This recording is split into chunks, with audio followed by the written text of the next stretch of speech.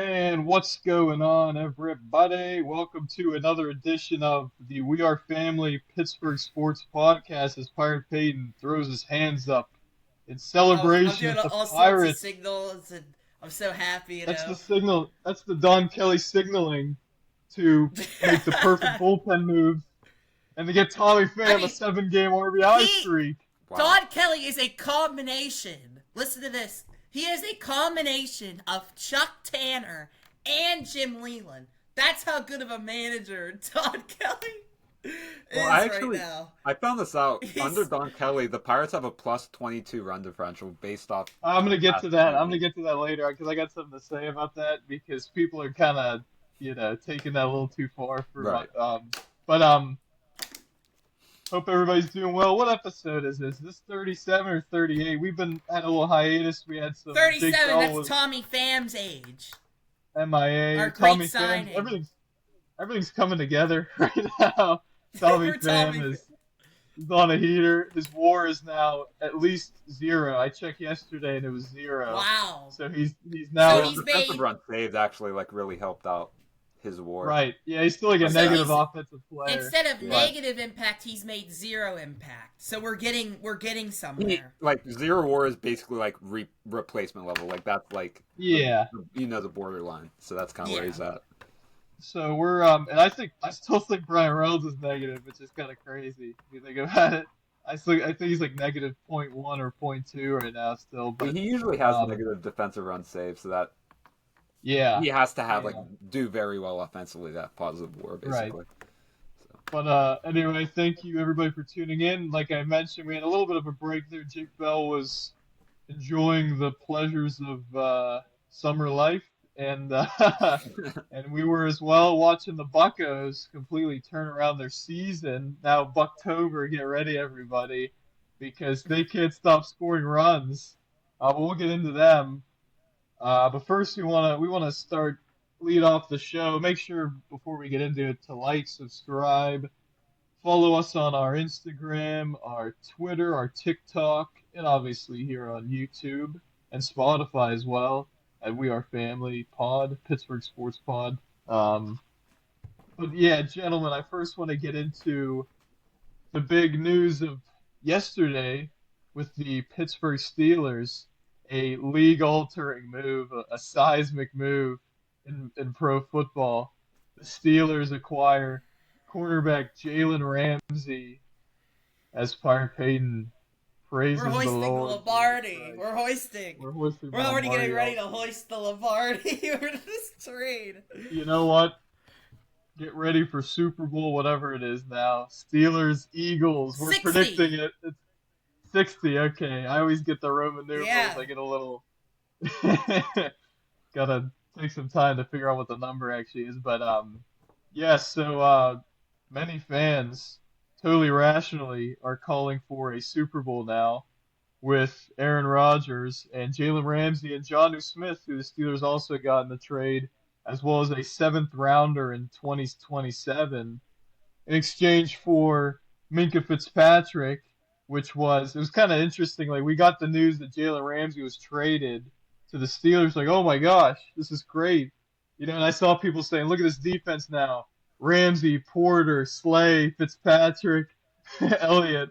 And then actually Minkah Fitzpatrick, we find out later, is going back to Miami in the trade as well as a 2027 fifth rounder. So I want to start off, Jake, I guess. What was your take on this trade? Obviously, are the Steelers better as a result? I think, yeah, undoubtedly. To what extent, we don't really know yet, obviously. But what was your reaction to the trade, and what do you think this does for the Steelers? They're going all in. Omar Khan and Mikey Tomlin are going all in on 2025. Yeah, honestly, I didn't wake up thinking that the Steelers were going to not only acquire Jalen Ramsey, but trade Minkah Fitzpatrick for that. I had a feeling that No one because, did. yeah, no one did. And I had a feeling that Minkah, his time was going to end sooner than later with the Steelers. He's no longer the ball hawk he used to be. He's still a good player. I think we can all agree. But just with the salary and stuff, it is definitely someone that probably was going to get moved on from sooner than later. So, I mean, I guess it's happening now. I've heard some stuff like behind the scenes that maybe weren't all that great. But either way, he's get trading him in a fifth round pick for Ramsey, John Smith, and a seventh round pick. That's other than adding salary, that's not. I don't mind that. Like for Jalen Ramsey, like he's gonna give you some stability at the cornerback spot, which you haven't had in a while. And John Smith was probably more productive than any wide receiver that you could grab as a free agent now last season. I think we could all say that. He had almost 900 yards, 8 touchdowns. And with Arthur Smith, it makes sense from his standpoint because he's a guy that likes to establish the run game, go play action. So you have two tight ends in Freiermuth and Johnny Smith that can run a play action as receiving threats. And I think that's kind of where their thought process was in that regard. But now you kind of have to look at it from this standpoint. Now you have a glaring hole at your other safety spot. And while Deshaun Elliott and Minkah Fitzpatrick have developed into a similar player, like more of a tackling safety than a playmaker, Deshaun Elliott's cheaper than Minkah. And that's kind of where you have to put in that perspective. And now you almost have to figure they get someone who is more likely to cause turnovers through the interception at the other side of the safety. I expect them to at least try to do something with that regard. But overall, I kind of get what the Steelers are doing, but now you have a glaring hole at safety. They could move another cornerback that they had who they feel could profile better as a safety, because now, you have Ramsey, Slade, Joey Porter Jr. I think they want to give Beanie Bishop some time as well, so it'll be interesting to see what they do there.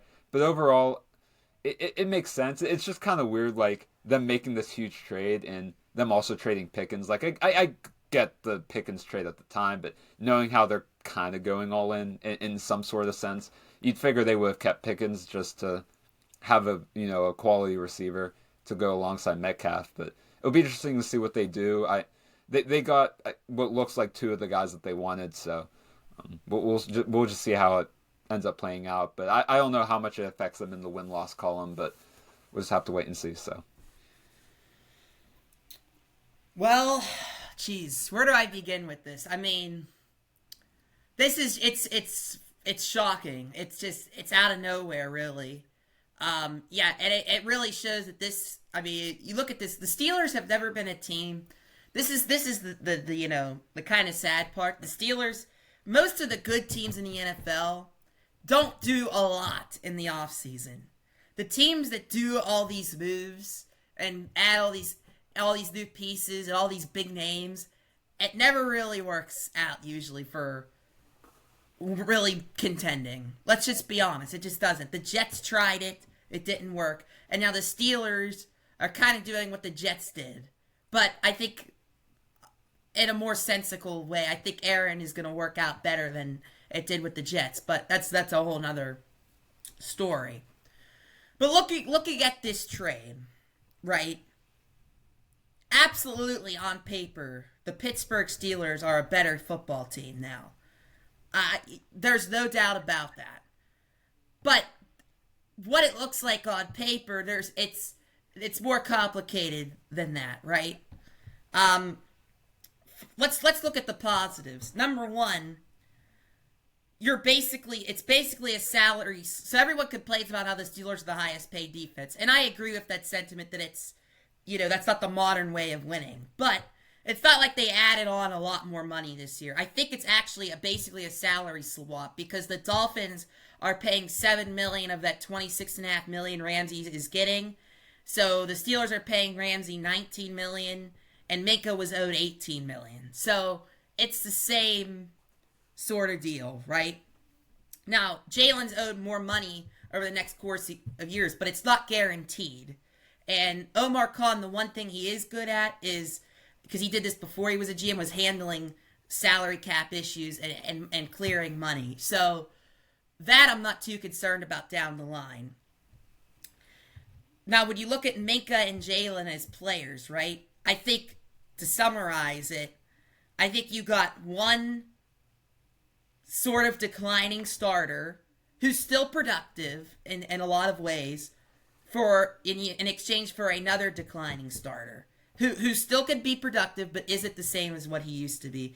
They're both still kind of in their prime, but they're coming towards the end.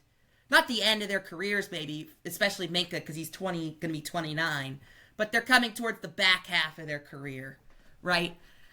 So, so here's the thing. So some people are saying, because I want to make that clear because I think both are in the same stages of their career in terms of production. Because some people are saying, oh, Minkah's way better than Jalen, and Jalen's way better than Minkah. I don't think that's necessarily the case. I do think, however, we have to be honest about the free safety position. It's not as valuable as corner or as a lot of the other positions, right?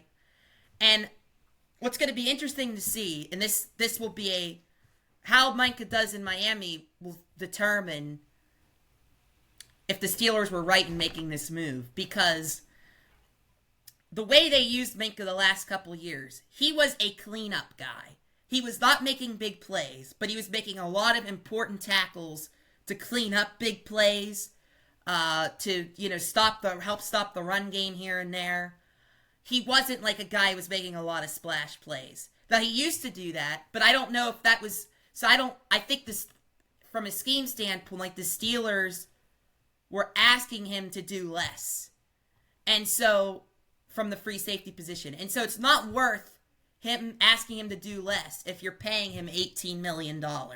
It's just not worth it. You can have a guy like Juan Thornhill come in and do basically the exact same thing Minkah did. Although I think Minkah is he's an excellent tackler. I'm not saying Juan Thornhill is Minkah, but I don't think there's that much of a drop-off based on what the Steelers were asking him to do. When, in comparison to our cornerback situation, which is much more of an issue and much more important, right? My phone is buzzing. Breaking news, the Steelers are not done. No, that's not what's happening.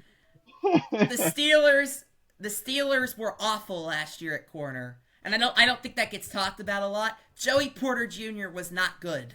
He was not very good. I'm sorry. He was just not. Dante Jackson was a disappointment. Okay, they didn't, and then you had Corey Trice out most of the year. They were not good at corner. And now Jalen Ramsey, although he hasn't been the same player as he was with the Rams, he is easily your cornerback one now. And the hope is for the Steelers, right? He's 30. He's going to be 31, entering his 31. If you can get 2 more good years out of him, maybe 3, I think it's a win. And if Minkah kind of plays the same role in Pittsburgh he did in the last few years in Miami, then it's going to be a good trade. And from a value standpoint, you add Jonnu Smith. I don't understand that. Why we want John? It's just because Arthur Smith loves him. I mean, he's been there everywhere he's coached. But now you extended him for $12 million for next year. You're paying Pat Freiermuth $12 million a year. So now this year he's only getting paid like $4 or $5 million. But in 2026, you're going to be playing 2 tight ends a combined $26 million. Now, I like Jonnu Smith. I think he's going to be a great receiving threat for us. But Arthur Smith better find a way to get Pat Freiermuth and Jonnu Smith involved. And I guess this kind of means that the wide receiver 2 situation isn't going to be valued as much because Jonnu Smith is going to get those yards and get those catches. So I'm pretty neutral about the trade because here's the negative, right? Like, obviously Minkah's younger, a little bit younger, and if he goes back to doing, if Miami scheme helps him be the player he once was, then that's gonna look bad on the Steelers. And that really is, because you're probably Miami would probably get more years out of Minkah than they do with Jalen. And obviously the Steelers weren't going to re-sign Minkah at all. So they weren't interested in that. But if they misevaluated him, that falls on the Steelers. So, and the other important thing that also has me a little concerned is Minkah's leadership on that defense. He was very, very well respected. He was a leader. And Jalen Ramsey, we've seen he's a little bit, you're adding another interesting personality. I mean, look at all now you got rid of Pickens, which was good, but now you brought in Metcalf, who I think he could get into it with people like Pickens does, but I don't think he's as much of a jagoff as Pickens was. But you had him, who's an interesting personality. You had Aaron Rodgers, and now you replaced Jalen Ramsey in the locker room with Minkah Fitzpatrick. I don't necessarily think that's a great thing. So do I think this makes the Steelers a better defense? I do, but I don't think. Again, I mean, what does it do in the overall landscape? I don't think it changes. I don't think it makes them significantly better where they're going to be, a top 3 defense in football by any means. Jalen Ramsey isn't. He's not what he was. But he's still going to be our best guy at corner. So, I don't mind the trade. I do have some concerns though. Yeah, so a lot to get into obviously here. First off, something you guys didn't really touch on, but what was kind of reported, and we still don't know the validity fully of this, but there are reports that Minkah Fitzpatrick, although being a leader, which we all thought and knew he Yes, was I forgot to also mention that. potentially the main issue with why this defense was not only having the lapses last season, but also in the locker room kind of throwing blame around when maybe he was the guy when they were referring to we got 10 players playing defense, him not being the one who's playing the defense that he's supposed to be playing. I don't know how true that is. I think a lot of people are like, I think that's. I mean, why is that coming out now? Now that he's traded, if he was traded, would we have heard? If he wasn't traded, would we have heard this? No. Right. So right. I'm not completely buying it. That's the thing. It's like people were hinting at who it could be. Oh, everyone was actually saying it was Patrick Queen. Remember they were saying, oh, it was Patrick Queen is the guy who's the one not playing the defense. That's what they were all. Everybody was saying that in Steelers media. Now those same people are like, oh, it was actually Minkah. So who was it? We don't know for sure. That's a great point, Peyton. Why was it not out already? Because they wouldn't. I mean, they wouldn't put it out because they want to help this. The only thing I could think of, which is probably not true, is that maybe they did not want him to be like a bad trade piece. Like maybe they wanted to have value for him. They didn't want to have this come out where there were issues in the law, stuff like that. And now it's a lot more impossible to trade him. I don't know. That could be wrong. I don't know though. So. I could see that, I guess, but like a lot of this is media driven. You know what I mean? Right. So like, why would they shouldn't be doing that? They shouldn't be. That's like state media almost, like hoping your franchise get, whatever trade value. But as for the trade itself, I don't really see the. In my, I don't mean to interrupt, but in my opinion, I'm gonna let you, but the. I'm sorry, but the linebacker is supposed to be the quarterback of the defense, especially at the line of scrimmage. Minkah's playing way off the line. He's been in the last couple of years. He's been playing way off the ball. He hasn't been in the box nearly as much. So I don't know how you could say, oh, I mean, obviously I'm not a football coach, but like I don't really understand that when he's not involved in a lot of the plays, and he's not worth the money that you're paying him. I don't know how you can just shade him like that. I don't know. We'll find out this year if Patrick Queen and these linebackers actually play better. I doubt it. But go ahead, Nate.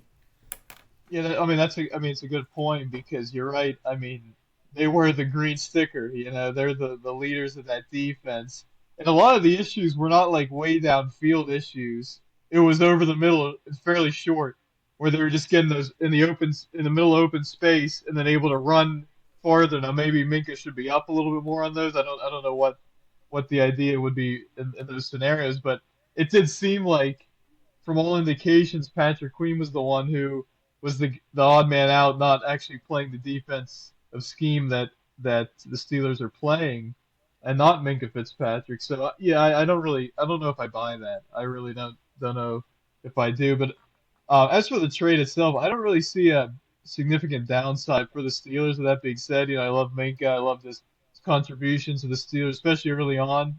The first few seasons, he was one of the best in the league.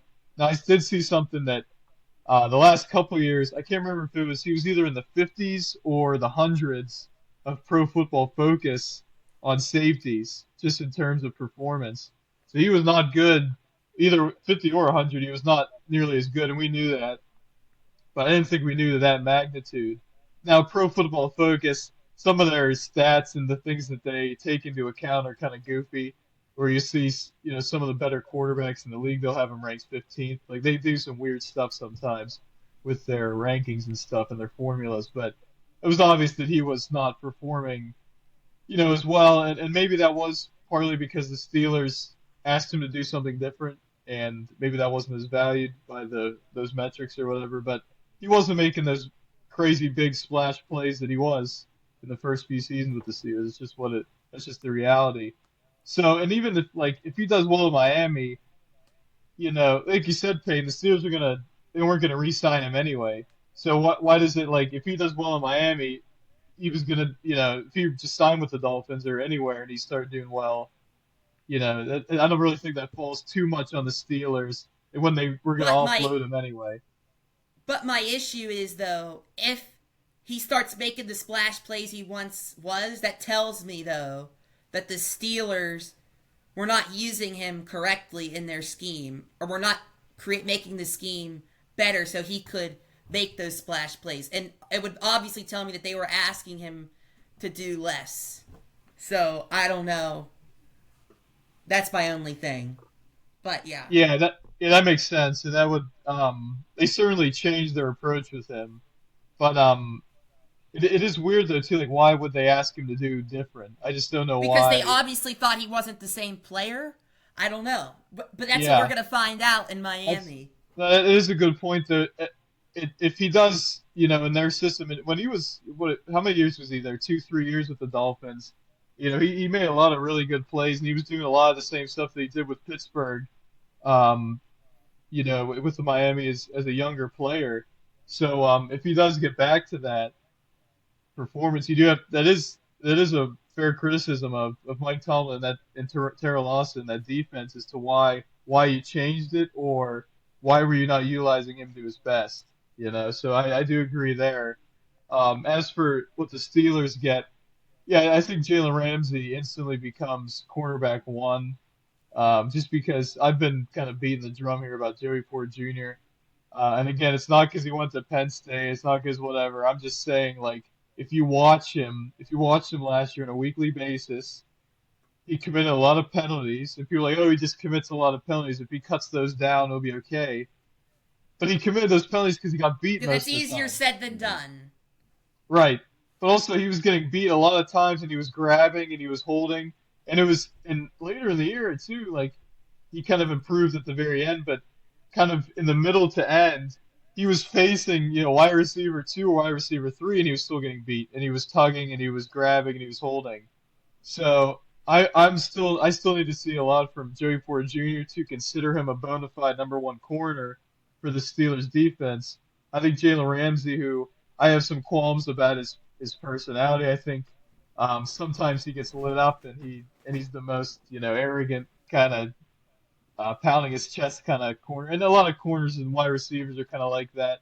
But I think it gets annoying. Now I'm just an outsider, I'm not obviously a player or anything, but I think for them it gets kind of annoying as well. So that'll be interesting. Another personality who likes to kind of pound his chest a little bit.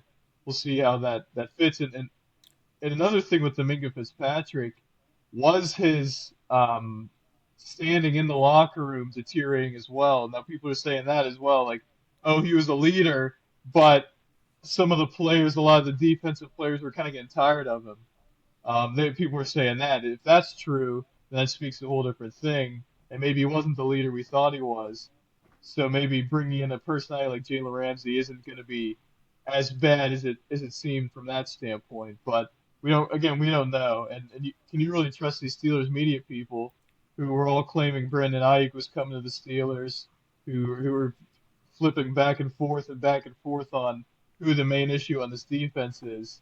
So I don't know there, but I do think now it does kind of show Beanie Bishop isn't, again, what the Steelers or what maybe other people think he is, because a lot of people kind of got enamored. He was making all those interceptions and everything. And we've talked about this a lot of the times when he got those interceptions. He got a lucky bounce and the ball kind of went right his way.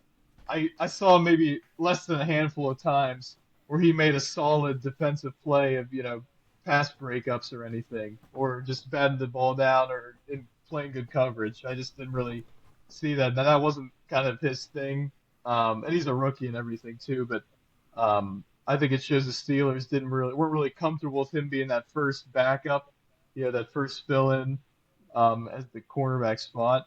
And as for Johnny Smith, I think I was saying it to you guys yesterday. I think he's a really fast. He's maybe the fastest tight end in football. I mean, you watched him. And he sent that thing where in Tennessee he got the he got the handoff in We're the Arthur seeing that Smith this system. year. Oh, We're seeing yeah, it. probably. Because Hey, if and it Rodgers, works, it's a jet sweep to John. No, that would be Matt Canada, but it's a pitch. The Arthur Smith loves the pitch. What Yeah, the the jet pitch. sweep was for Matt Canada is the pitch for Arthur Smith. He loves the pitch, the yeah. outside pitch. So I do. We saw that, but in that clip though, I mean, he sped past everybody, linebackers, corner safeties. He got that big. Like if it works, I mean, well, I'll be more than fine with it. It's just like last year we saw the pitch consistently with Najee John Harris. Smith is going to be RB1, tight end 1, fullback 1, wide receiver 2. He's Because they were do saying it they're going all to use him guy. at fullback, tight end, and something else. They're going to I don't even know, but Arthur Smith is all in on his buddy John Smith. But yeah, so yeah, I think it is a really good addition. I think people are kind of discounting that addition because it's like, oh, just the Jalen Ramsey trade. But I think Johnny Smith can provide a lot to this offense, and he's. I always was like, is he actually a tight end? Like he kind of has the build almost like a wide. He's not very tall. He's not crazy tall. He's a little bit bulky. He's more, I guess, a little more bulky than for a typical wide receiver. But he's fast. And he ran a lot of wide receiver sets in the Arthur Smith system. He ran a lot in Miami last season. He'd get the ball thrown to him, right at the line of scrimmage, and to make a play, kind of like you'd see the Steelers do with to George Pickens at the line of scrimmage and let him run a little bit. Kind of similar plays. So I think he will be utilized a lot in different roles. The question will be, I'm not as worried about Pat Fryer's receptions, but I want to see Darnell get more involved in this offense as well. And I think he's just. Well, they do use a lot of. Arthur wants to use it. That's why they got John mainly because they want to do more 3 tight end sets. And Darnell will obviously be used more for blocking, but they actually do need to use him. And Aaron Rodgers. Sure. Aaron Rodgers, every time he was talking about the offense, he brought up Darnell Washington and talked glowingly about him. I think Aaron's going to target him a lot. I think we saw that early in the season, and again, like, why did they go away from this? They threw it to Darnell at the line of scrimmage, and he was getting 8-10 yards every time, and even more. And they threw over the middle to him. He's hard to tackle. He's such a big guy. It's hard, and he has underrated speed. He's not the slowest guy. He can run a little bit. So I think Aaron's going to utilize him a lot, but I hope that this Jonnu Smith thing doesn't kind of lessen his targets. But like you said, Pay, maybe with these 3 tight end sets, that could be beneficial. So, again, I think it was a good aggressive move by the Steelers. It shows they're all in on this season. And I think I really don't see it. Again, like we talked about Minkah, I really don't see too much of a downside unless he just lights the world on fire in Miami in kind of a similar scheme or kind of role that the Steelers had him playing early on. Again, with the Johnny Smith thing, my only, it's not the player that's my issue. The issue is you're paying two tight ends a combined $24 million in 2026 at around 16 to 20, whatever it is this year. And you sign Pat Freiermuth to be your guy in the long term. You could barely get him involved when he was your only tight end. Now you have 2 of them, and you're paying them both significant amount of money. Now, I think what has hindered Freiermuth is the Steelers have been terrible at throwing the ball over the middle, and I think that will improve with Aaron Rodgers. I do. At least the attempts, anyway. But and then the second part of it is they can't just, as much as Johnny Smith may be like a wide receiver, he's still not a wide receiver. Like Johnny Smith is, you can't line him up on the outside all the time. You can't. I mean, he'll be in the slot. He may be on the outside sometimes, I guess. But like, there's still a difference between him and an actual wide receiver too. They still have the cap space to go out and get a Keenan Allen or an Amari Cooper or yeah. I mean, those are the two main. I mean, everyone kind of assumes that Allen Lazard. I'd much rather have Allen or Cooper. Than that, I still think they need to get a wide receiver too. You can't just say, "Oh, we have Johnny Smith." Now, if the wide receiver too doesn't get as many catches, that's fine. If Johnny Smith gets more catches, I don't care. But we need that other presence, that other big body presence on the outside, in my opinion. Because I just, I don't know. I just don't completely trust it with that Johnny Smith. And that's it. With wide receiver too. Like, I just don't. It just doesn't make a whole lot of sense to me. Still, I don't know. Jake Bell, what do you think about that? Yeah, I don't have too much more to add. I agree. Johnny Smith, I feel like a large part in why they acquired him was because of Arthur Smith. I don't think that they would have been so adamant at bringing him in if Smith wasn't the offensive coordinator. So it makes sense from that standpoint. It's kind of funny. I just looked at Pro Football Reference, and they have this approximate value system. I don't know how they calculate it. I don't know if it's like WAR in baseball. I don't know. But it's funny. Both Minkah Fitzpatrick and Jalen Ramsey both played and started 17 games, and they were both given an approximate value of 8, which I thought was interesting. But obviously, you'd rather have an approximate value of 8 at cornerback than you would at safety, I feel. So, take that as you will. But That's interesting, yeah. But yeah, I mean, I gotta be honest though, like, if you go into this season upcoming with your top 4 pass catchers being DK Metcalf, Freiermuth, Johnny Smith, and Calvin Austin, I'm fine with that. I know Keenan Allen. I know we talk about Alan Lazard or Gabe Davis or any of that these was the other Gabe Amari Davis. Cooper. Yeah. But I think people sleep on Calvin Austin. I think the Steelers actually now are expecting a lot from Roman Wilson. They're trying to hype him up and everything. Now sometimes when you try to hype somebody up, usually if he's that good, his play will speak for itself. Usually when you see teams trying to hype up somebody, we see it with J.J. McCarthy a little bit. You get kind of worried. It's like, well, just show us the footage and we can see for ourselves, of what he's doing.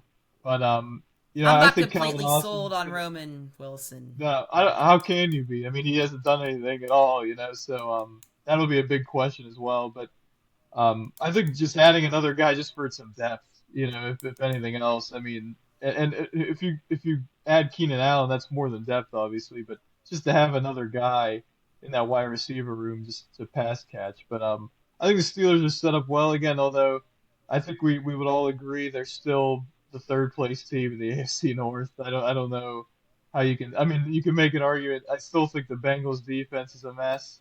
But we saw at the end of the season, their defense it didn't play good, but it played well enough for them to go on that crazy run and almost make the playoffs. So I just think it's going to be hard to see. I still think Denver is the best defense in football probably, and Bo Nix with Sean Payton. In the hierarchy, people are saying this makes them the third or fourth best team in the AFC. I'm just like, it's not a marginal, improvement, but it's just a little more than a marginal improvement for me. I think in terms of like jumping teams in the standings, maybe you're maybe slightly better than the Chargers. I don't know. Either way, you're still fighting for a wild card spot, maybe winning a playoff game. Unless Aaron has one of those, a season to remember, a last dance. 40 touchdown passes for Aaron Rodgers. Yeah. Aaron Rodgers to Darnell Washington over the middle. The Steelers have won Super Bowl 60. But wouldn't that be something? But yeah. So we're tempering expectations a little bit too, because I just see people going crazy about. And a lot of people just do that for any move the Steelers would make. But I think this is a very polarizing there's a lot of people who either love it or hate it, and I'm just not. I like it. I'm pretty neutral. Like I don't know how I you could could see hate where it. this could go wrong. Yeah, I could see where this could go wrong if Miami uses Baker in a way that makes him produce a lot more, and you only get like one good year out of Jalen. Like that could look bad, but I don't think Miami. Let's be honest about the Dolphins organization. Like I'm They've not. been a I joke don't the think past few either years. he's gonna come in and they're gonna make Minkah so much better. I don't know than what he was doing. I don't know. I don't know if they're smart enough to do that or figure that out. I don't know. To So that point, I mean, the Dolphins, I was thinking like going into the draft and after the draft, like, oh, this could be a team to make the playoffs, like that last spot, because I was thinking a lot of people are sleeping on. They still got Tua, Tyreek, Jalen Waddle, um, and obviously you just Jalen got Ramsey. rid of. So They just got rid of their arguably their second best pass catcher, and their top corner. They have no corners. I keep hearing they have no I was corners saying now. before that, yeah, I was Yeah, saying like I was like they could be a sleeper team, with Mike McDaniel, but now that they've done this, and now Tyreek is given that Will Smith meme where he's been wanting out of there for years since he got there. It feels like so it's just a mess there. They're in Miami. They're just not a well run. I thought Chris Greer was better than what he's been as the GM of Miami. He's just made some bad draft decisions and whatnot. So I will say though for Miami, I mean they had to trade Jalen, like they had to do it because he wasn't like wanting to be like he obviously was out. So to get Minka in return, I mean I feel like that's probably the best they could get, honestly. Like that's without No giving doubt. up Johnny Smith. Because Johnny Smith reportedly wanted the interesting thing, and I'm not surprised that he came to he the wanted to Steelers. stay actually. But yeah, it was reported that he wanted to stay, and he only wanted a little bit of a. He only wanted, you know, I mean, look what the Steelers gave him 1 year, 12 million. That's not like a huge extension by any means. Yeah. And the Dolphins, interestingly enough, were not willing to do that. So, and I gotta see if this is. Give me a second, but you could move on to then whatever you're. Yeah, I was gonna say like, I got some sad news here. Wait wait a second. I just got crazy news. Wait, so the Dolphins. Speaking of the Dolphins, Yeah, that's what I was just referring they're to. trading they're trading a 2026 sixth round pick for Darren Waller, who's coming out of retirement Yeah, I was gonna say I thought you were retired. What? to sign a The 1 year. Giants get a 2026 sixth round pick from Miami. And the Giants trade the Dolphins a conditional 2027 seventh. And they're giving Oh him my up God. to $5 million. So That they guy. could have gave Jonnu. They're basically playing Waller what they would have paid Jonnu this. Jonnu would have been worth an extra 12 million. Who knows what Darren Waller is now? I mean, he hasn't played. Well, the funny Okay. thing is, the Giants basically were able to move up one round in the draft for nothing because they didn't have Waller on their team because they Yeah, retired. that's a crazy, like, that's the most, like, this is infinitely more surprising than even the Steelers trade yesterday, because was literally retired. Like, I didn't Yeah. even, he must have been like somehow under contract with the Giants where they could trade him in his rights. Was it like Um, Gronk kind of? I guess. yeah, or like we saw today, like July 1st, some of these baseball, like, um, you're still like under contract, but it's like different in baseball. But that is crazy. Wow. The Dolphins are just, what are we doing? I have no idea what they're doing. Um, but I guess playing in Miami for Darren Waller. Darren Waller is a very interesting guy. I mean, he was about to get married, and then with Kelsey Plum, they had their issues, and he was making rap songs about her and everything, and then he retired all of a sudden. His production really waned the last 2 years, like with the Giants as well. Now maybe that was who was throwing to him, which Daniel Jones, but he was hurt. At times it was Tommy DeVito, sometimes it was some other guys. But I don't know if anybody I don't think a single soul was expecting anything to hear anything about Darren Waller anytime soon. Let alone that he's back in the NFL and he's going to be potentially the starting tight end for the Miami Dolphins. That's a Insane. crazy. Also, I just saw that Miles Turner is signing with the Bucks, which breaks Wow. my heart. Long time pacer. Wow. That breaks my heart. Everybody was saying that he was intended on re-signing, and the Pacers were in on re-signing him. Um, they had a great relationship, but the Bucks offered him a ton of money because they just waived Damian Lillard, so they got rid of Damian Lillard. Wow. I Actually, didn't know that. Wow. yeah, they just did that beforehand, so they They cleared up. released him, Yeah, they waived him, which means they released him. They couldn't but get they owe anything. him all sorts of money. It says they're Although he tore stretching. his Achilles, right? Didn't he tear his Achilles? Yeah, so Miles Turner gets 4 years, $107 million. The Bucks are stretching the 113 million remaining on Lillard's contract to acquire Miles Turner. So maybe this is like a sign and trade. I gotta read. We'll look at that more later. But yeah, that's I'm kind Wait, of is Dame going to the Pacers? Dame isn't going to. no. That Wait, was what are a you? separate. That was a separate thing. That was a So separate you mean a thing. sign and trade that they would trade Miles Turner elsewhere? Maybe because, but no, I don't think it is a sign and trade because he's an unrestricted free agent. So I don't think it Okay. was a sign and trade. I just think I don't know how the Bucks did that though with that money. That's a big addition for them. I'm really sad that he's gone. I mean, the Pacers had very limited cap space. They're not a team that typically goes into the luxury tax, but they're either about to be in it or in it right now. And Miles Turner signing him would have put them even further in the luxury tax. So it was going to be tough. But yeah, it's kind of sad for me that and the Pacers now are in big need of a center because Thomas Bryant, we saw, and Tony Bradley are no bueno. They are unplayable in big moments. So. Um, but with that being said, it's been 40 minutes. Let's get into the Has it Pittsburgh really been Buccos. 40 minutes? Jeez, oh man. Yeah, we've had a lot to say about Jalen I do want to. Ramsey and little Mikey I mean, Thomas. it's a crazy, and that was the first time since 2002 that one Before any of us AP were born. three-time AP Pro was traded for another three-time AP Pro or something like that. You don't see player-for-player deals like that often. And I just Yeah, saw a report that I think this is kind of obvious.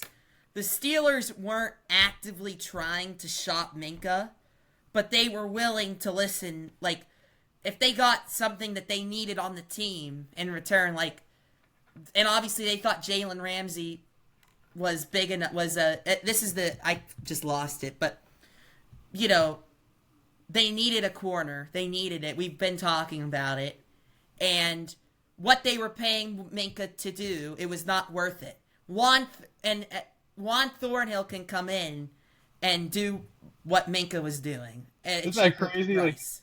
we completely. I think we all completely I forgot forgot that about him, Juan but he Thornhill. can. He's not bad. He's not Yeah, terrible. He's I don't serviceable. even. I don't remember even seeing that. I gotta be honest. I don't even remember Yeah. that I, happening. I'm Him gonna signing. Yeah. look that up actually. Well, it was But weird at yeah, the time because it's like, where's he gonna play? Like, why would he come to Pittsburgh? Um, I guess he just wanted to be a part. You know, if the Steelers can be an attractive place to play, and so now he might get an opportunity to start. Now everyone's saying, go out and get Justin Simmons because he's a big name, right? Everyone knows Justin Simmons. He's had so many good years in Denver, but there's a reason Denver let him go. And then and he he's still a signed a free agent. 1-year deal with Atlanta, and he was bad. BAD, bad last year. Bad.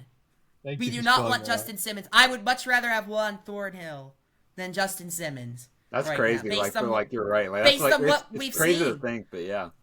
Yeah, that But so is. yeah, I mean, I'm not on this train that we have to go and fill and get a free safety.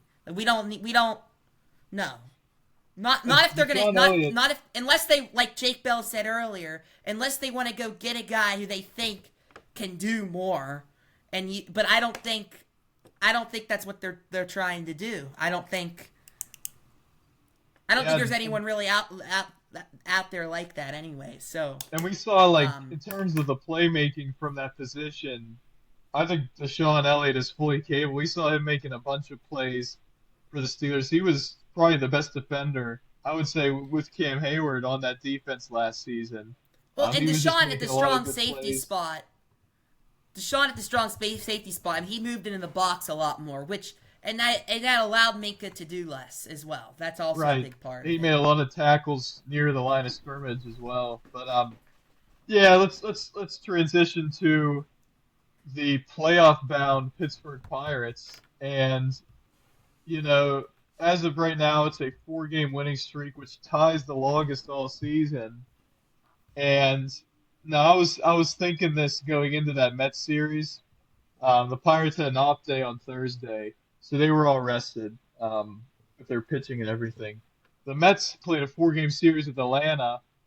They took every last ounce from them, literally. I mean, they used everybody in their bullpen so Every much. last Every ounce. last ounce to split with the Braves. They almost got there was a scenario where they got swept at home, but they were able to get some good pitching there on that last game with Griffin Canning and in that bullpen. But they were, I mean, with that Griffin Canning injury in that game, when he only pitched what 2 and 2/3 innings, they had to cover a lot of innings from that bullpen. And then the next day had to go to Pittsburgh and play the Pirates. And I mean, David Peterson, he's kind of one of those players where, he can have a really good outing, but sometimes he just, as a lefty, he gets hit a lot because he throws that 93, and the Pirates are just all over him in that first game. I think that was shocking in and of itself, the score. Then the second game, obviously, the rain delay, but Mendoza having to bring in Paul Blackburn, bring him back after the delay, which you really don't see, especially with that length of a delay. You don't really see that too much in baseball, but he needed innings. They needed innings from their starters, and it to backfired completely on them because not only did they not get innings, they gave up a bunch of runs, and their bullpen was taxed and everything, and they were bringing in Richard Lovelady, who has been a disaster every place he's been. Dick Lovelady. Yeah, and Colin Poche, who was really good with the Rays, but had a down year last year and hasn't been able to find a job really. They had brought him up just to pitch an inning, and he kind of had a bad outing. And they have Blake Tidwell or whatever his name is, Brandon Waddell, who was once a Pirates prospect. If you guys I never remember, they say he made his debut in 2020 or something like that. I don't remember that at all happening ever. I I, Crazy. I like faintly remember the name, but I don't remember ever playing for the Pirates at No. all. So he was like they just had a bunch of random guys, and they were overusing their best relievers like Brazoban, like Reed Garrett, and we saw Brazoban's really struggle recently. The Pirates lit him up. Um, Frankie Montas coming back from injury, his second start. The first one he was excellent against the Braves. I mean he had an excellent outing. Um, but against the Pirates he was a disaster, not locating anything. And the Pirates scored 30 runs in 3 games. I didn't know it was possible. They were 30th last in runs scored in baseball, really for the whole season. But they were going into that series, and then after that series, they were 27th in runs scored. Um, but which is the hang the banner moment. But it is just crazy. Like where has this been all season? They've had maybe 3 or 4 games where they've even scored 9 or 10 runs, and they get 30 in 3 games. And then on top of that, you wondered St. Louis coming in red hot, throttling the Guardians in Cleveland, coming in red hot, and Eric Fetty, who's given the Pirates trouble, and then Sonny Gray pitching the third game, and Andre Palante, who has had good outings against the Pirates before. You were thinking this could end, but they jumped all over Eric Fetty. They have these 1 inning bursts when they're going well. They have the 1 inning, and then like they don't do anything the rest of the game. That was kind of Well, what they've happened. actually been taking advantage of the 1 inning because normally they'll get Right, runners on base in 1 inning, do nothing the rest of the game. But in that 1 inning, they don't, bases loaded, nobody out, they get 1 run or they get no runs right, or, you right. know, we've seen that how many times. So I just want to get your guys' thoughts on it. So they win 7-0 obviously last night. Andrew Heaney bounces back almost as a no hitter through what they have 5 2/3 innings of no hit baseball. He was doing some different stuff. I mean, I think that like he uses curveball a lot more. I thought he I he did just notice looked, that. he just looked really excellent, and he was taking a little bit off of some of his breaking stuff as well. It looked like for more control because he was in his fastball too because he was missing with his fastball a lot, the last two starts. But just incredible hitting. T. Brian Hayes has been on fire.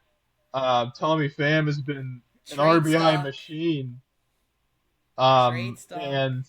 And Henry Davis, Pirate Payne's favorite player on the Pirates, four Four for for four. four, roping the ball to all fields, and he's now above the Mendoza line once again as he looks to build on this.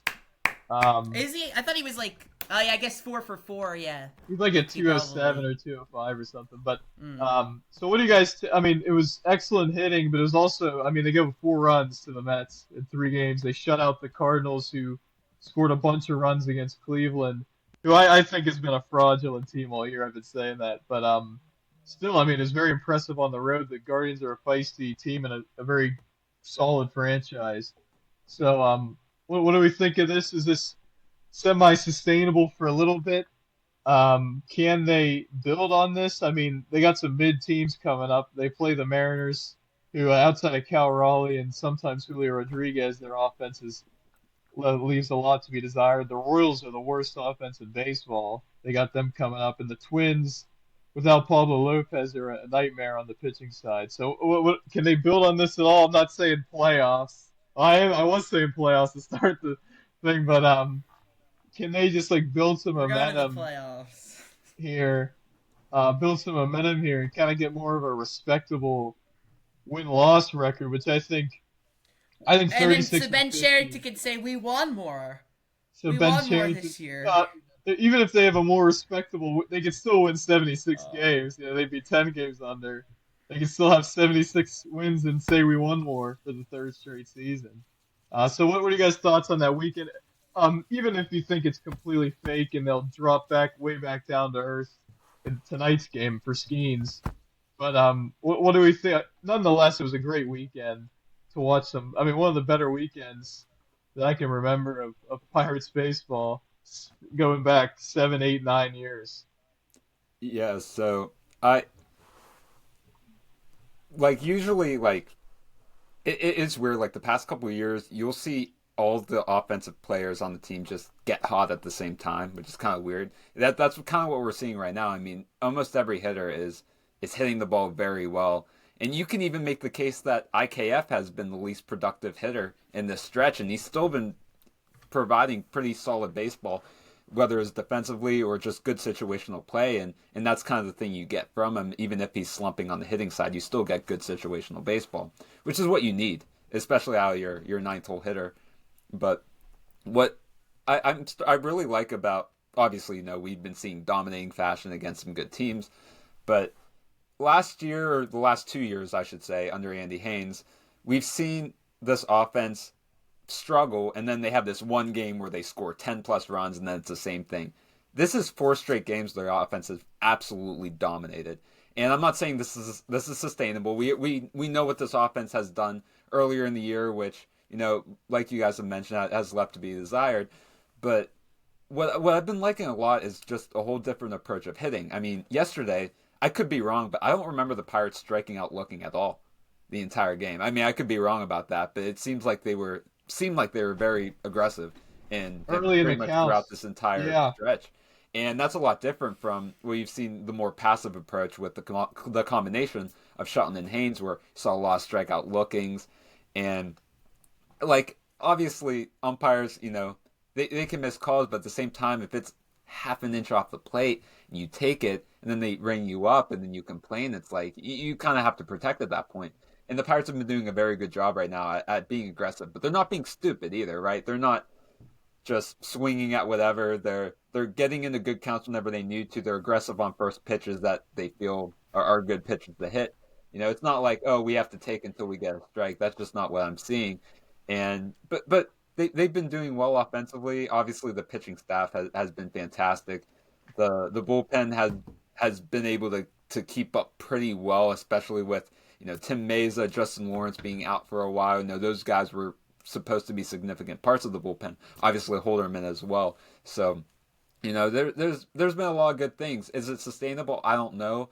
I feel like eventually, if they could average in between 3 to 5 runs a game, I hope that's the case because, as we know, the pitching staff can do enough to win you those games if you score 3 to 5 runs per game.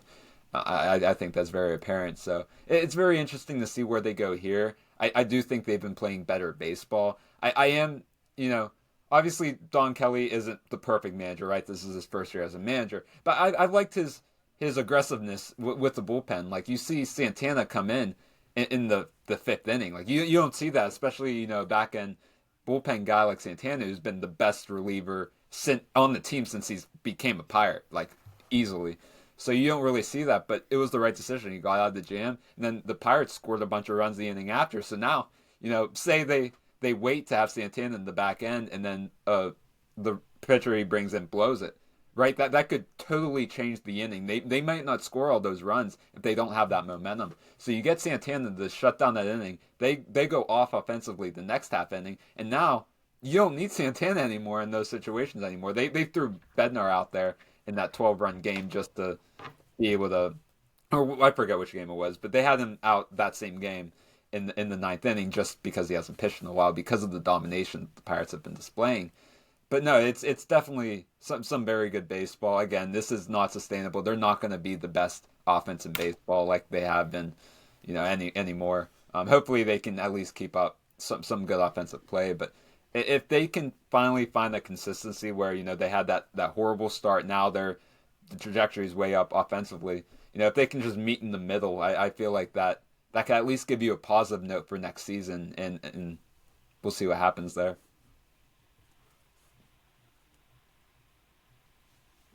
Yeah, I guess it's my turn to talk. I You're kind just of lounging. zoned I out was there wondering for. if you were still doing I was the this chair podcast. is You're just just kind of. comfortable. I was just like I don't know. I was just lounging back. I don't know. Uh, well, I'll say this. Based on what you just said about Don Kelly, and I was joking about Ben Sherrington earlier, but I think Don Kelly, and this isn't necessarily good. It's a good thing for Don Kelly, but I don't think it's a good thing for the Pirates. Don Kelly, I think, is saving Ben Sherrington's job. I really do. Based on how they've played, they have looked like a more respectable ball club since Don Kelly has taken over.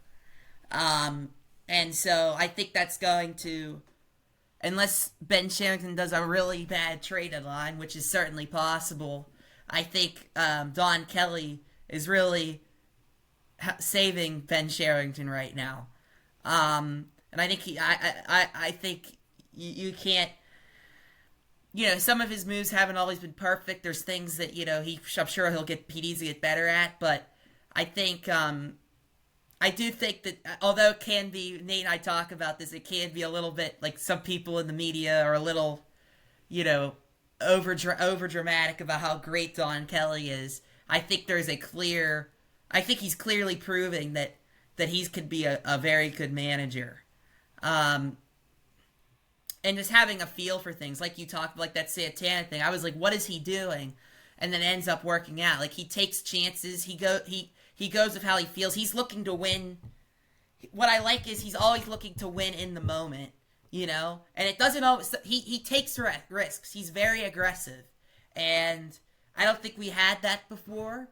Again, being very aggressive doesn't always pay off, but we're the Pittsburgh Pirates. We're 14 games under 500. What do you got to lose? You got nothing to lose, and I think that's what I like most about Don Kelly.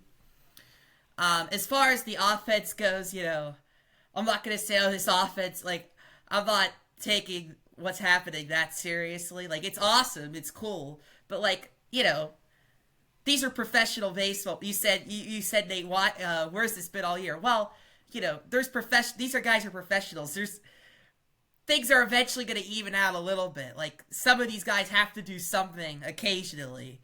Now, Tommy Pham's success, everyone's talking about.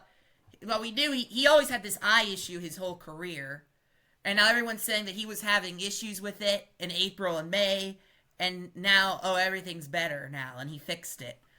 Why did it take 2.5 months to fix it, number one? And I'm not completely buying it because he's had this whole situation his whole career. Why is it such an issue now? I'm not totally buying that whole story. But all it speaks to is that two of your acquisitions this year, Spencer Horwitz had a chronic wrist injury. You got him in exchange for 3 players, and then you signed Pham, who has an eye issue. So that speaks more to the Pirates than it does Tommy Pham. But what is really, really interesting out of all of this is how Ke'Bryan Hayes is playing and is hitting the ball. And if he continues this through July and stays healthy, like, this makes it even more the perfect time to trade Hayes, because his value with his injury history may never be higher. The Pirates can use that in trade negotiations that, hey, this guy's been hitting for the last 6 weeks, and he's a Gold Glove defender. You know, we'd absolutely be willing to keep him, even though we should probably... You could say that in the negotiations, is what I'm saying.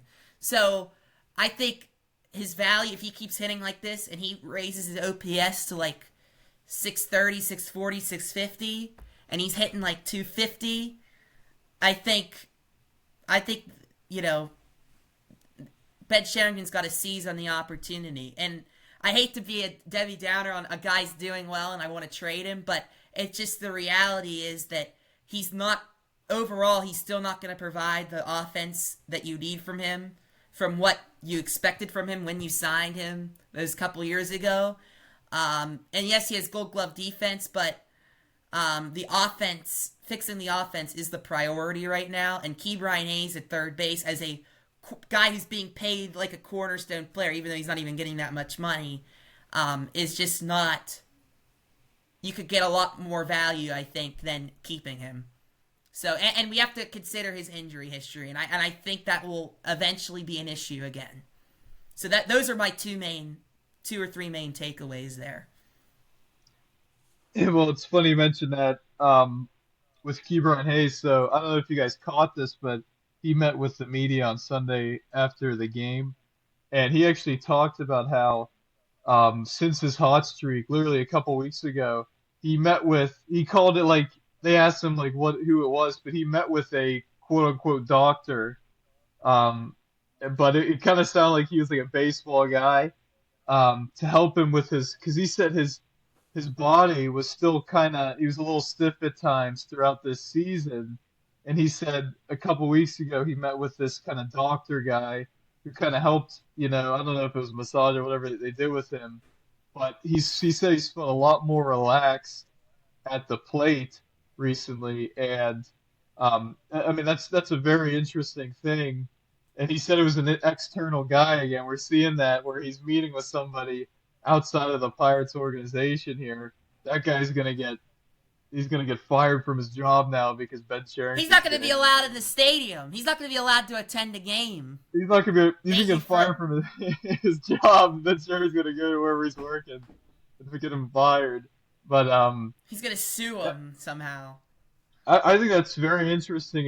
Again, we see every time he meets with somebody. We saw in 2023, he met with somebody externally, and then he started pulling the ball to all parts of the field with more power, more double, gap-to-gap kind of hitter. And what we're seeing now, when he gets hot, he's not only hitting the ball to all fields, he's hitting it hard, and he's hitting it in the air. We saw he just missed that homer. I can't remember if it was Saturday. I think it was Saturday. It hit in left center. It hit off the fencing kind of over there. It would have been, if it were 5 feet more, it would have been a homer. And we've seen him hit that rope to center that was misplayed, and he's hitting it really hard right now. And you know what? If he keeps hitting this gap, because that's what it is. If he's hitting just all singles and everything like he has, but maybe he's hitting 250, the Pirates should absolutely trade him. I mean, I'm just you can't have that as a third. You have to have some. When he's right, he's hitting mostly doubles. Really, I mean, he's hitting a lot of doubles.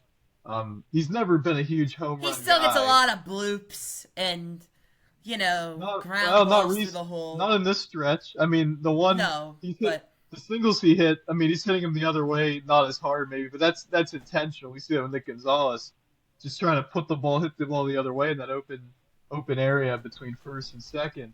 But I mean, even his singles, he hit the one. I thought it was going to be caught. The one, if you remember, to center field, but it bounced right in front of Tyrone Taylor. I was like, oh gosh, that was hit so hard. Is that going to be caught?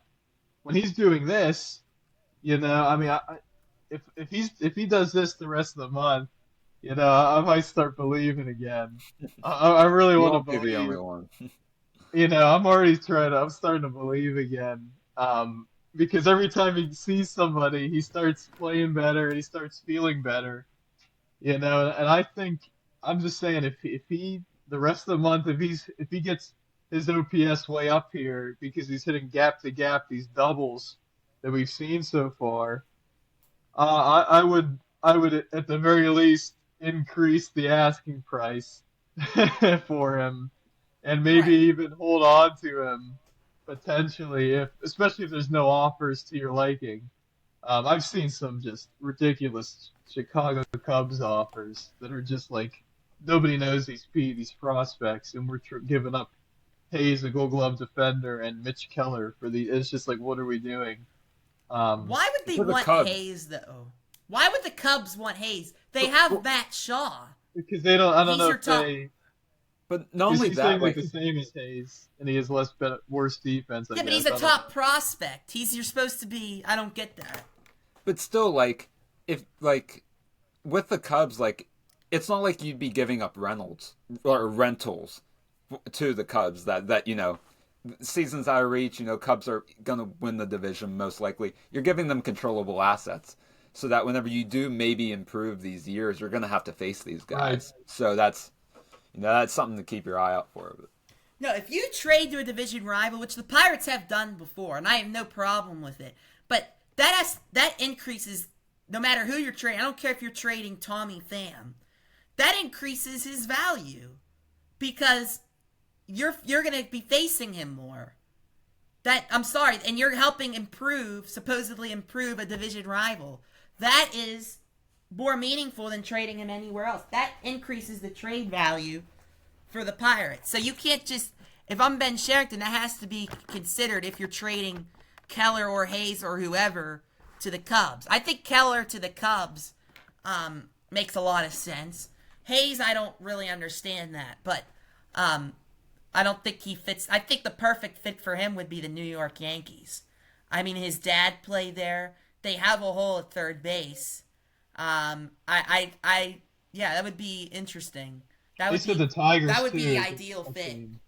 Yeah, because Jace Jung really hasn't gotten much playing time and hasn't been all that great for them when he has been playing. So But like, yeah, and Ben Cherington actually spoke for like a half hour on Saturday talking about the trade deadline. He talked about um, trading within the division, and he said, no, if it's a really good offer, he's going to trade within the division.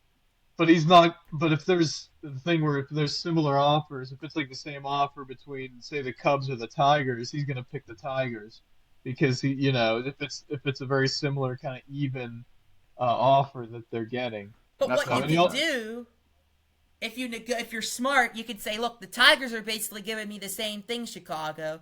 I'm going to go with Detroit unless you give me something a little more because the asking price for you from us for you for what I can't say it right, but yeah, the asking price has to be higher for you because you're in the division.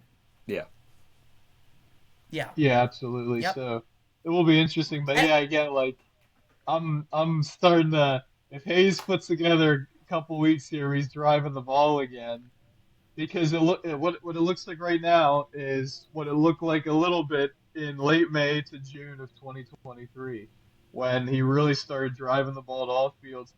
He had a little power. He had like 15 homers, but he was hitting it to all fields and the gap to gap into these gaps and just doubles.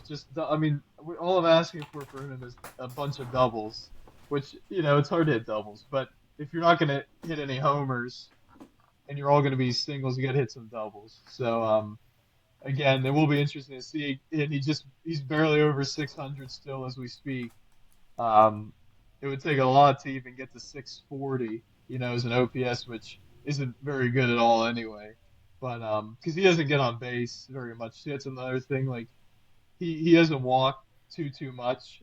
His on base like 290 something He right should now. walk more because he Even doesn't at his hit for best, power. He should be an on base guy, but he's never been an on base guy. yeah. He's never And been so much a of lot of anything. times, like he does this, like he'll just swing away at on 3-0 sometimes. It's like you're not that guy. You can't be doing that. We need to get runners on and stuff. So it'll be interesting. We've seen some interesting trade packages too. I just wanted to briefly mention. I think maybe you guys saw this that the Phillies are interested in Dennis Santana and David Bednar, I did see that. and that would be interesting if you have like because like the Tigers too. Even if you do like a Mitch Keller and you could do a Mitch Keller and a Key Brian Hayes because they could use another starter as well behind Scooble and Mize. Um, I think they have some solid, but they sent down Cater Montero. They've been using some openers. And Flaherty's kind of struggled a little bit, and I think they could use another starter. So there Yeah. could be two teams with like packages where I wonder if maybe you guys want to touch on this. If you're the Phillies, if you're the Pirates, what you would want to get back from the Phillies in a Dennis Santana, David Bednar trade if you do package both of them because they're really desperate for pitching. I can see Dave Dombrowski wanting to do that, especially with the Mets collapsing and the Braves not doing anything, and the Dodgers pitching right now. They're vulnerable right now with just all the injuries still to their pitching. If you want to make a big move, if you're the Phillies and Dombrowski, Yeah, I think if you're the Phillies, like trying to acquire those two, or I should say, if you're the Pirates trying to give up those two, because of how high profile they are and how important they would be for next year's Pirates, you'd have to get a haul. You would have to get one or two pitchers that you think can profile as high leverage pitchers in the future, or at least next year or 2 years. You'd have to get someone like In the that to bullpen, replace that production because those having those guys is so crucial because if you go out in the open market and free agency, those same pitchers, those same type of pitchers would be like bare minimum $10 million a year. So you don't want to kind of go that route if you want to replace that production. So if you trade those guys, you would have to get one or two pitchers that can become high leverage relievers. And you'd also have to get some bats in return. I doubt they would get. I mean, actually, giving up those two with how aggressive the Phillies would need to be because they've been so close to you know getting over that hump. They've been a very good playoff team in recent years, but you would have to assume that they would be willing to give up a top 100 prospect. But at the same time, with the Pirates' trajectory and having the ability to keep those guys next year if you want to, I don't know if they would be willing to go more like we need to get the best guys about like in terms of prospect ranks, or should we go for guys that are more MLB ready? Because this is no longer 2021 where you make trades best off the no. best package. It doesn't matter if they're ready or Yep. not. This is a whole different situation. You kind of have to go and think about where your team's at. So if you're trading both those guys, you have to get something that you just can't refuse. Just because those guys are have been so like unbelievable, especially Bednar since he's come up from AAA. So you don't want to just give them up if you know you're going to have them next year. If they were going to be gone after the offseason, that's a different story. But now you have a lot more leverage in that situation. So Yeah, I mean, I haven't really thought about like who I'd want in return, but I do think a package deal is very possible. Whether that's a combination of Keller and Santana, or Keller and Hayes and whoever. Um, it certainly, but it obviously increases value, which is what you want. But I agree with Jake Bell. You have to get major league level guys. I mean, we could do player for player deals. Like guys on your major league roster we want for guys on ours. Like that's how you buy and that's how you sell, right? But that also includes like guys who are in AAA who are high end prospects who are almost major league ready. One guy I've been looking at, man, if the Pirates trade with the Yankees, is Spencer Jones. He is basically left-handed. He's built like Judge. I'm not saying he's Judge, but he's left-handed, 6'7". I mean, and I love his swing. I love how he stays on his back leg, and he's ready for any pitch. Now he does strike out a lot, and we've had guys like Sawitsky. I think this is different. I think this guy's getting better. He's showing more power than he ever has, and he just got promoted to AAA. I really, really like this kid. I would be very if I'm with the Pirates and I'm in negotiations with our friend Brian Cashman, I'm definitely asking for Spencer Jones, if I can get him. That's the one guy that comes to mind. Again, I don't know. The Tigers have some guys who are like, they have some like utility guys, some guys who like, because they have so much depth. The Tigers, man, like they could give up. I feel like they could give up if we traded them Keller, they could give up a bat. A guy that comes to mind. I mean, I don't know how I feel like he's probably a bigger part of their team, but Parker Meadows would be interesting. He's a young outfielder, I believe. Right? And he just came back from injury. I don't know but they have Kerry Carpenter, they have Riley Green. I feel like they have some outfielders. Like they could move Wenzel Perez. Maybe. He's been killing it. But he's been like really, really good. Yeah. So, I'm really what I'm looking for is a corner outfielder specifically. My two biggest things and high leverage relievers, young arms, maybe like they did with We've talked about this last year, like with Colin Hollerman a couple of years ago when they got Vogelbach, arguably one of Sherrington's better trades. But I mean, Holderman has turned out to be bad, but I mean he was really good there for a while. So, that's basically. That'd be interesting. The Spencer Jones, is he at AAA yet? He just got to AAA. Yeah, he was in AA both last year and then going. And he's the number 2 prospect of the Yankees. Yeah, so my concern there, and you touched on it, was I remember like getting excited about him potentially, but he has a lot of swing and miss, but I mean, and that can go one of two ways. Obviously, Matt Gorski and some of those guys can have a lot of swing and miss, but they never were the kind of, they didn't have the hit tool, the power tool that the guy like Spencer Jones would have. But I mean, even the Pirates need power. Judge struck out a bunch when he was in the minor leagues too. It that can be worked on. It's just, do you trust the Pirates to get that out of him? I have no idea, but I think that's certainly an interesting. If you're gonna trade, the package like you got to the take Pirates big swings. offer, you got to take big swings. You got to ask for a lot. If it were the Phillies, I would ask about Mick Abel too, because I mean, if you can't beat him, join him. We got to get, and he's been a little rough. He's been a little inconsistent after he just blew away the Pirates in that start against Skeens. But he was a top prospect, and then last season, in the minor leagues, we know 6.18 ERA or something, really struggled. But then this season, he's been excellent. I wonder, with the Phillies having a stacked rotation, if they'd be more willing to give up him, especially if you're getting rid of pitching. If it's Keller, probably not Keller, but I'm saying like bullpen Santana or Bednar or both. Who knows? But I just don't know the Phillies, like position player prospect wise. I haven't really heard too much. You hear about Andrew Painter, you hear about Mick Abel. I haven't really heard too much about their position players in terms of top prospects, but obviously they're not going to give up Kyle Schwarber or Bryce Harper or Trey Turner or something.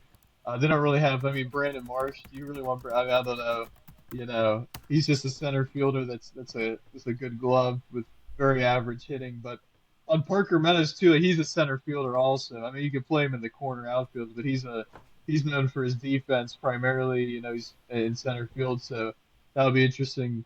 If they get a center fielder of any kind, what they do with Oneil Cruz still in center field.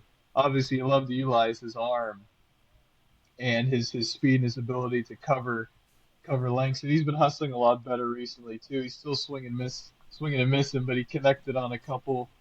So I'm not, we'll see about Oneil Cruz, but It will be interesting to see because Charrington from that press conference, he seemed like there was like a different tone to it. You could like notice it. He's all negative and everything, but he was a lot more um, almost ambitious. He was like almost like determined. I don't want to give him credit or anything, but he seemed like he like really wanted to attack this like trade deadline.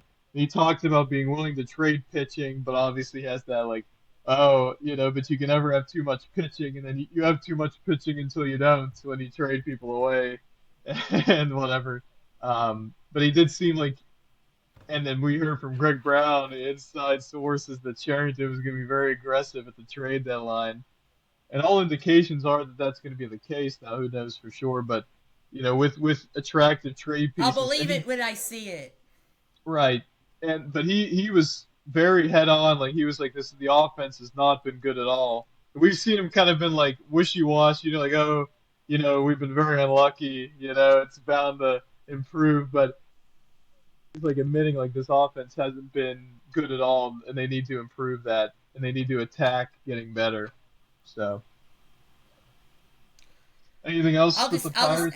I'll just want to say two things. Number one, I don't care. To me, now they're saying everyone's available except Paul Skeens, and that's it, right? And Kutch, technically. Oh, and Kutch, right? Obviously, but that's for different. You have to add Brian Reynolds to that list. If Brian Reynolds is gone on July 31st, and I'm assuming we're gonna have our live stream, I'm gonna have big problems. Because I don't care what anybody says, I don't care what kind of year he's had. He is your best offensive piece. You are trying to get better on offense, not subtract offensive pieces, unless it's somebody who's hurting your offense more often than not, like a Key Brian Hayes. Brian Reynolds, despite a down year, has done more for this offense in 5-6 years, and he's not that old yet, right? He's still on a long-term deal. You do not trade Brian Reynolds. Period. I don't care what the return is. You don't do it. I just want to make that. And the second thing, Key Brian Hayes. I know, like, I don't think. Yes, I think. I don't think. I think we don't want to be too trigger happy with trading Key Brian Hayes. I understand where you're coming from, Nate. But look, this is a guy who's had bursts. He's met with different people outside the organization. He's had bursts of good moments here and there, but that's just still not cutting it. It's still overall, in the grand scheme of things, it's not cutting it. And I'm not just gonna. I can't just say, oh, well, he had good 6 weeks and he met with this back doctor and say, you know what, he's the future, because I'm telling you, these back issues, no matter how much help he gets, and he may be feeling the best he's felt in a while, he's only gonna get older. More problems are going to arise, and he's just simply not a good enough of a hitter to put up with that. He's just not. Not for the Pirates. For the Yankees, yes, because you can afford paying him $9 million a year, and put up with that because you have all these great hitters. The Pirates they can't spend a lot, and they don't have a lot of great offensive places. So, I think more the Pirates should be at least 70 to 80% in on trading him, unless they really feel like, it's just not worth it. Yeah, absolutely. So, that's what's going on with the Buccos. And Jake, do you want to talk about the draft is coming up? Nobody's really talking about this. I haven't really put too much thought into it as well because, obviously it's one of those topics. I was saying this yesterday. When your team is in year 6 of a rebuild, and you're kind of in the same spot, you're not looking at somebody who's going to get to the majors in 3 or 4 years, from now and get too much enthusiasm. At least I'm not, just because of just where we're at. But it is always exciting, acquiring talent, and the draft's always an exciting thing. So, Jake, I know you wanted to highlight some guys on your radar. of who the Pirates could take. What do they have? Six? What pick do they have? Are they They six? have the sixth pick. Yeah. Six picks. So who are we looking at there? So there is one specific guy I really want, and just to give you an insight about this draft, I didn't do too much research on many of these guys except this guy that I want. But this draft is very high school heavy, especially early in the first round. Other than one or two college pitchers, I believe. But we saw last year is very college dominant, and the first high schooler didn't get taken until I think Connor Griffin, if I'm not mistaken. So Yeah, I think it's so. definitely a different draft. But I don't want the Pirates to go that route. Landing Connor Griffin last year, who looks to be a top 10 overall prospect next season and a guy that could rise through the minor league system pretty fast with how he's playing, that's not the type of guy that you're going to get every single year. And I think I'm glad, like, I think we're all a little bit skeptical of them going with the high school bat, but it's worked out tremendously. I don't think they should go that route again. I know it's very high school heavy, but last year you got the best high school hitter. This year you're not. Like I highly doubt that they're gonna get, like, they might get the fourth or fifth best high schooler in this draft if they go that route with the sixth overall pick. I don't think they should do that. Instead, if he's available, and I think he will be, but who knows come draft time, I'm a huge fan of Oregon State's Ava Arquette. I think he would be a perfect player to get sixth overall. And everyone's probably thinking, we have so much depth in the middle infield. He's a shortstop. We have all these guys there. But let's take this into perspective, okay? IKF is going to be gone, right? And we know Connor Griffin's a shortstop, but he could play outfield. Who knows where that trajectory is going to go? They've been playing him at both positions all year. He's already had well over 10 starts in center field. So who knows where that's going to be? I'd still be fine with him as our shortstop, but say Termar Johnson doesn't live up to the hype, or stuff like that. That's where you can put him. I think he's a lot better of a defender than people think, because he's 6'5". But one thing that I think that he would profile better as actually is a third baseman. I think he has a very strong arm. He's a guy that has a good range, and that puts us in the situation with Ke'Bryan Hayes. Now the trade looks more likely with him heating up. You don't really have any third baseman in your minor league system, right? Like, other than Hayes, you have Triolo. Maybe you could put Nick Gonzalez or Nick York there. I don't think that they would do that. Ava Arquette, I think, profiles very well as a third baseman. He has experience there at the college level right now. I think he could fit well, and I think he's a guy that has 20 home run pop. He's 6'5", 220. He's a guy that still hasn't fully tapped into that home run potential, even though I truly believe he has it. And, college players can be kind of iffy, but you have to look at this. He was drafted in the 18th round out of high school. And you might be thinking 18th round, whatever. But the draft is 20 rounds now. It's not 40 rounds where a lot of these teams are taking chances at these guys later on. Like, if he's a guy that's drafted 18th overall, or not 18th overall, in the 18th round, he's a guy that a team is willing to risk not signing because they feel he's that good. He's a guy that would have been drafted at least, like, bare minimum 10 rounds earlier if the draft isn't completely different. Because you don't have that guarantee that you're going to sign him with NIL being a huge part in college baseball. A lot of these guys aren't going to want to get drafted unless they're in the first two rounds because they're going to make more in college. It's just, that's just how it is. And with a guy like Arquette, I think he's very toolsy. He's a guy that can project as more of a higher ceiling than people realize. He's the best hitter in the draft in college, I should say. You can make the argument he's the best overall player in college. LSU's lefty pitcher, he's been pitching very well. He's risen, but other than that, I mean, Arquette. I mean, I in a lot of drafts he wouldn't be the best offensive player in the draft, but in this one he definitely is, and I think that he's someone that can rise through the minor league system. He's improved very much every single year at the college level. When he comes to Oregon State as a transfer, arguably becomes their best overall player on that team, on a very good team. So he's a guy that I would love Charrington to go after, someone that can be at the major league level sooner than later, a guy that can play everywhere in the infield. I think that would be very valuable to the team, and I hope he goes more that college bat route, knowing that there has to be a sense of urgency offensively, and like you mentioned, he's made that very clear. So that's 100% the guy I want them to take if he's available with the 6th overall pick. Well, yeah, I'm with Nate. I mean, I guess we all don't know a whole lot about the draft because it's hard to get. If Nate and I were talking, it's hard to get excited about the draft when these players are however many years away, and the draft is interesting. I wish in baseball you could trade draft picks and trade down, and it would be so much more interesting. But that's another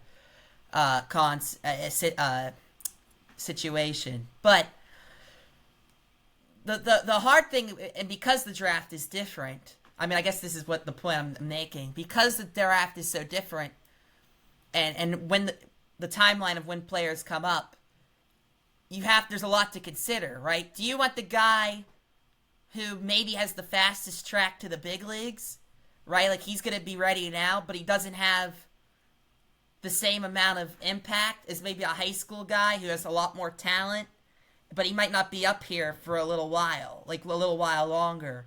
So the Pirates, I think, last year, they went for who they thought was the best player available, the best hitter available. And we were all for, we want a college bat, we want a college bat, we want a college bat. And I was not happy with the Connor Griffin bat, but what I learned from based on how Connor Griffin was that we were wrong in that, the Pirates, I think the Pirates were right. And I'm not saying they're good at drafting. I'm not saying that they've always done this. I don't know. I don't think they have, but maybe it's a good sign that they are always that you should always try and get the best player available. Whether you're looking for offense or pitching, you're trying to get the best player available, no matter how long it takes them to get to the big leagues. But with Ben Sherrington, I mean, his job's possibly on the line here with how things go this month with the trade deadline and the draft. Do you want to get the guys who are about to come up here now, or in the next year or two, or 2 years? Not a year, unless they joke about the Angels, right? But I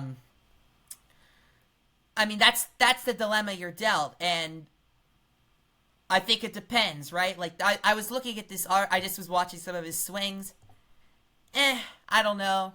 I'm tired of drafting shortstops, to be completely honest with you. I'd rather draft an outfielder or a legitimate third baseman, or even a first baseman. Now, I don't, like I said, I don't know the other players, but if there are high school players who are higher value, have a higher ceiling, like, because of what happened with Connor Griffin, I'm not going to be too mad about that.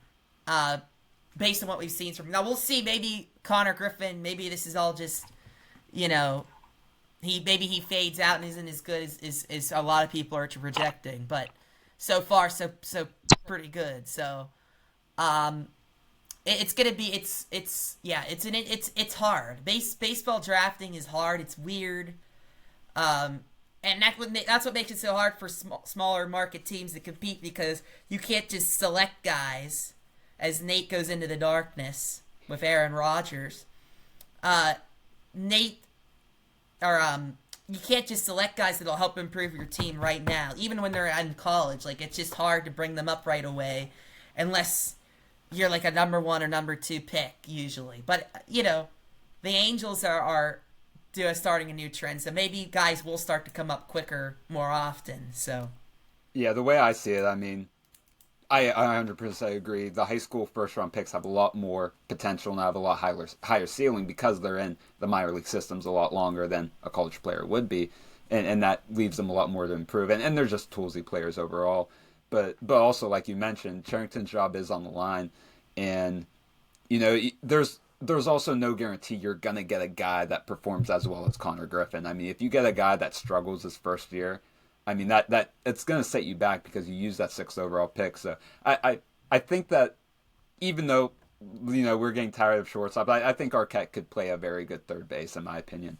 I think that's where his value would be, just because of that versatility. And he's 6'5" with some power potential. I think that's something that they could go with. But I wouldn't be mad at whoever they get. A lot of people have Arquette now going 3rd overall, which is crazy. But I like you mentioned, Peyton, I wouldn't be mad if they got a high schooler. But I don't know, just the just the thought of getting an already toolsy player out of college is just, to me, I hope that's just the route that they go. And I'll have to look at some other players and see what what's out there. But I keep hearing the Pirates are. I did hear this Arquette. I did hear that name that a lot of people do think he'll be there at 6. But I keep hearing in these mock drafts this Seth Hernandez. I have no idea where he's from. I think he's a high school pitcher to the Pirates. Like, again, you want to get the highest potential possible, but a pitcher, like, we have enough pitching throughout our minor leagues. The issue, whether it's a high school or a college player, I don't care. If you want to have good development and you want to have a strong farm system, you need good hitters throughout your entire system. We have some guys in AAA who are decent, but AA Altoona has a terrible offense. At least last year that was the case. I'm pretty sure it's still the case this year. Yeah, I mean, throughout the entire system, it's not just the Pirates. Throughout the entire system, offense is an issue. And so you have to get the highest potential guys, in my opinion, to improve the entire system. But, again, going back to what we said, this is year 6 of Sherrington. And the entire system is still... the offense overall should have been better throughout the system. So, it's a predicament when you're in his spot. Nate, I don't think Nate can hear anything because I think he's out. Can you hear us still? No, I don't think he can. Oh, he can't talk. He can hear, he just can't Yeah, he speak. can't talk. So, Jake, I think we're going to end the episode here. Mm-hmm. An hour and a half. It was pretty good. We may have gone a little too much with the Ramsey stuff, but, I mean, that's what the people want to hear. This Pittsburgh Steelers squad. Aaron Rodgers, DK Metcalf, Jalen Ramsey, Johnny Smith. I'm forgetting someone else that they got. But, yeah. What an interesting time in Pittsburgh sports. Maybe not a great time, but an interesting time. So, again, subscribe to our channel if you're watching us for the first time, or if you haven't subscribed and been watching, please subscribe. Follow us on X, Instagram, TikTok. The handles of those social medias are in the description. And we'll see you all next time. Thank you so much for watching. Here we go.